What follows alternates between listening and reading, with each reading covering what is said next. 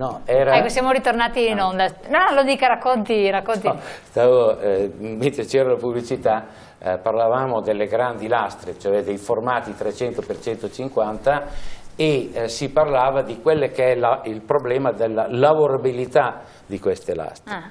In effetti sono estremamente resistenti alle perforazioni, ai buchi, eccetera. E quindi poco adattabili, tutto sommato? No, adattabili, tenga presente che si tagliano e si lavorano benissimo, okay. Ci sono tanti aspetti diversi e anche positivi, voglio dire. Il punto è questo, è che se lei rompe una piastrella di 20x20, la butta via. Ma se lei, facendo il foro, fa una crepa o rompe una lastra di 300x150, sono 4,5 metri. Sono soldi. Che sono soldi. È molto pragmatico. Qui torna in gioco la formazione, cioè non puoi prendere il ragazzino improvvisato e dirgli posami il ragno, perché appunto l'innovazione, il progredire, comporta inevitabilmente che ci sia formazione dal livello più alto al livello più basso, esatto. Perché anche semplicemente per posare le ceramiche, se non hai personale formato e specializzato, non posi ceramiche. È una grossa verità, ingegnere, tant'è vero che noi facciamo formazione, esattamente per quello che lei sta dicendo. Cioè voi avete il personale formato che poi va anche a fare... Che va in giro a fare formazione, a posare, volendo abbiamo anche le aziende che posano, ma a fare formazione a posatori per capire come fare. Poi, dicevo, all'inizio era logico che certi strumenti e certi utensili non c'erano. Oggi, onestamente, l'utensileria per lavorare queste cose non è più un problema. Ecco. Lo era qualche anno, 4 o 5 anni fa. Noi abbiamo cominciato, noi siamo stati la prima azienda che ha fatto un 150x300. Voi avete idea di quanto è il 150x300? Architetto, prego. 150x300 non lo porti neanche dentro per una porta, tanto per capire. Cioè, allora bisogna un po' che le fantasie architettoniche, io sono un costruttore, faccio finta di essere architetto anche, giusto o no? Però devo fermarmi su certe cose perché andiamo a farci male. Ok? Voglio tornare indietro un attimo, il ragionamento di questo dibattito si sta svolgendo e andando su un tema essenziale che è l'aria. Cioè, attenzione, noi diamo questa bella scatola per abitare, non fa caldo, non fa freddo, non fa rumore, perfetto, ma noi ci stiamo dentro. E siccome quello che ci succede dal punto di vista medico è dato da quello che mangiamo e da quello che respiriamo, quello che mangiamo per il momento dobbiamo tralasciarlo, ma calma, dopo apro una parentesi su questo. Però quello che respiriamo noi abbiamo la responsabilità di valutarlo, giusto? Per cui prodotti di finitura, gestione, perché c'è un problemino che è questo. Prima ho fatto una battuta sulle case semipassive, con quei consumi molto, molto bassi.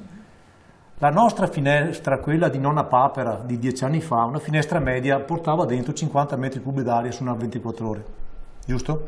Per cui una casa normale con 10 finestri, bene o male, macinava 500 metri cubi su un giorno di aria. Adesso abbiamo queste finestre incredibili, vetrate, mega, bim bum bam, portano dentro 3-4 metri cubi su una giornata. Ok? Questo lo dici in senso positivo o negativo? Negativo, perché l'aria, noi qua dentro siamo fortunati perché l'ambiente è molto alto, siamo una decina di persone, a noi per chi il cervello funzioni abbiamo bisogno di 30 metri cubi ora di aria fresca, ok?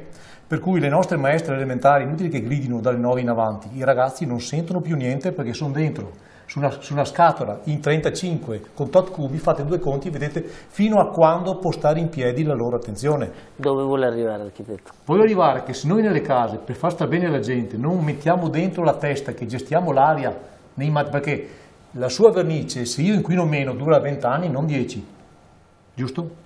Se l'aggressività dell'aria dell'ambiente ha una certa caratteristica, metto a resistenza l'abbattimento che mi dà lei, giusto? Col titanio, capiamo come, giusto? No? Certo.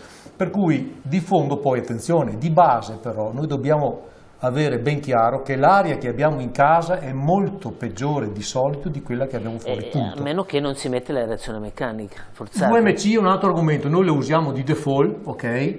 Però anche qua sarebbe si apre un parentesi un po' ampia, non vorrei andare su cose troppo tecniche, però diciamo chiaramente che la casa che non consuma è il punto di partenza minimo, non può essere il punto di arrivo. Abbiamo le ultime, noi adesso ci stiamo confrontando con i famosi casa clima, con il stufo, ok, chiaro, boh. Abbiamo l'LEED, sta bene, abbiamo le nuove certificazioni californiane di 2 o 3 anni che parlano anche di aria, di alimentazione, di illuminazione, abbiamo dei requisiti molto più ampi, danno la catena del vivere dentro all'abitazione, mi segui? Perché il nostro Bolzanino che ha solo i kilowatt, ma ok, adesso hanno aggiunto da qualche anno i decibel, cioè il rumore, ok?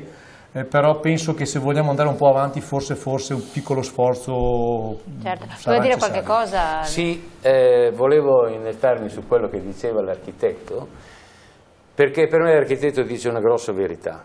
Noi possiamo fare la casa più bella di questo mondo, con i materiali più costosi, facciamo finta di non avere problemi, che consumi quello che vuole, ma se l'aria che respiro è un'aria inquinata, io riduco la mia aspettativa di vita, non è che riduca qualcosa.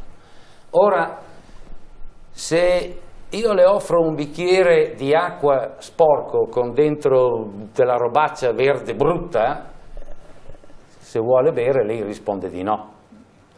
Ma quando tutti noi abbiamo visto frequentemente, oramai non lo fanno più vedere che non fa più notizia, ma vediamo Pechino, e siccome io l'ho visto personalmente non una volta, più di una volta, che è una nebbia che lei fa fatica a vedere dall'altra, essendo strade molto larghe anche, riesce a fatica a vedere dall'altra parte, lei non può dire io non respiro, anche perché l'uomo respira 22.000 volte al giorno mediamente. Motivo per cui nessuno di noi si può permettere di non respirare, che l'aria sia pulita o sporca. Certo, no, quindi diventa un dato quindi, di fatto. Aggiungo un dato, scusi. Perché l'aria, avendo i sistemi forzati, è più inquinata dell'esterno? Perché un sistema di ricircolazione di aria prende l'aria da dove? Dall'esterno, da vicino all'abitazione. L'ingegnere non mette l'impianto a 200 metri dal palazzo che fa, lo mette sul tetto, lo mette vicino, ma fondamentalmente lì vicino, e prende l'aria inquinata dall'esterno. All'interno abbiamo un'altra serie di inquinanti. Un legno come quello, verniciati, diluenti, emettono formaldeide, emettono i volatili organic compound di cui stava parlando prima il signore, fino a 10 anni di tempo. La formaldeide è un qualche cosa che è insapore e inodore. Sì, ma il riciclo dell'aria dovrebbe pulire questo, non sono i filtri. Perché tenga, ecco, un filtro quanto frena? Ferma che cosa? Non ferma, anche perché tenga presente che per esempio le polveri, stiamo parlando di roba molto piccola, non del PM10 eccetera, il PM10 è qualcosa di sorpassato, è il PM2,5 il vero problema oggi dell'inquinamento, è quello che dà molto fastidio. Questo significa che i filtri meccanici non riescono a fermarlo. Tenga presente che il filtro poi diventa la casa dove si sviluppano quelli che ferma, che lei sparpaglia per tutta casa. È un po' come quello del filtro dell'acqua, no? Quello dell'acqua ai rubinetti, esatto, che dicono che poi alla fine. Quindi ci sono delle cose che meccanicamente non si fermano. È chiaro, scusi, volevo chiedere a lei l'intervento perché dopo l'architetto. Sì, prego. È chiaro che allora la ventilazione meccanica è un obbligo, cioè non puoi avere una casa ben coibentata senza ventilazione meccanica, se no hai una vera e propria bomba, cioè è invivibile, non a mio avviso, proprio è oggettivamente invivibile, d'accordo? E quindi la ventilazione meccanica è indispensabile. Però la ventilazione meccanica non elimina qualsiasi possibilità di inquinamento dell'aria loro, anzi, aiuta ma non elimina il problema. Che ci resta. Dottoressa, volevo chiedere un po' a lei, alla luce di quanto è venuto fuori, i ragazzi che vengono preparati, gli studenti, sono in grado di affrontare abbiamo toccato certi argomenti. Per dirle, Certi argomenti che abbiamo parlato qua implicano una progettazione BIM, che è una progettazione tridimensionale dove io progetto il mio fabbricato e simulo la luce e conosco all'interno di questo progetto, ho tutto quello che passa, impianti, non impianti, aria. È la nuova progettazione e i ragazzi devono essere informati su questo, perché è un mezzo straordinario. Esatto, ma secondo lei, al di là delle scuole magari vostre, dove c'è abbastanza, in genere le scuole tecniche, anche quelle per geometri, dove vengono preparati questi giovani che magari entreranno a lavorare nella sua azienda, anziché nelle imprese di costruzione, di Cazzaro, di Furlan, indifferente, hanno una preparazione, degli strumenti sufficienti per poter competere, o l'artigiano stesso, poi la chiederò anche a lei Presidente, allora, per affrontare queste nuove sfide, oppure sono più indietro e quindi resta...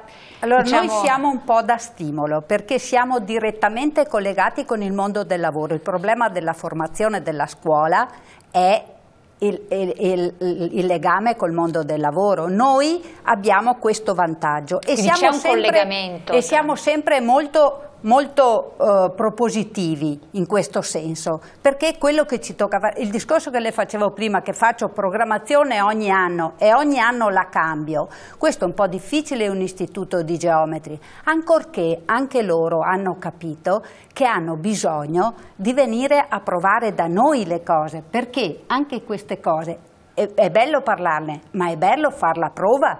Noi abbiamo all'interno della nostra scuola abbiamo dei laboratori dove le aziende vengono e fanno vedere ai ragazzi e anche alle imprese questi nuovi prodotti, questi nuovi sistemi costruttivi, e adesso anche gli istituti geometri vengono da noi per fare questo tipo, anche dove non hanno gli strumenti e anche le università. Guardi, ho partecipato a un tavolo presso lo UAV di Venezia che insieme al Politecnico di Torino stanno pensando ad un progetto sulla ricostruzione della Siria. È una grande opportunità. Hanno invitato noi come scuola edile a partecipare a questo progetto, perché come si parlava prima di Doha, del Qatar, della Cina, dove sono state ricostruite delle grandi città e che adesso si vede quali sono i drammi, allora forse noi, paese che non ha degli interessi particolari in questo, può dare un grossissimo contributo, perché, lo dimostriamo qua oggi, siamo preparati per dare, perché a Doha, io quando siamo andati, queste cose enormi, rivestite, belle rivestite, ma dentro è una cosa invivibile, chiarissimo. Allora andiamo in pubblicità, poi do la parola a lei Presidente, pochi secondi di pubblicità.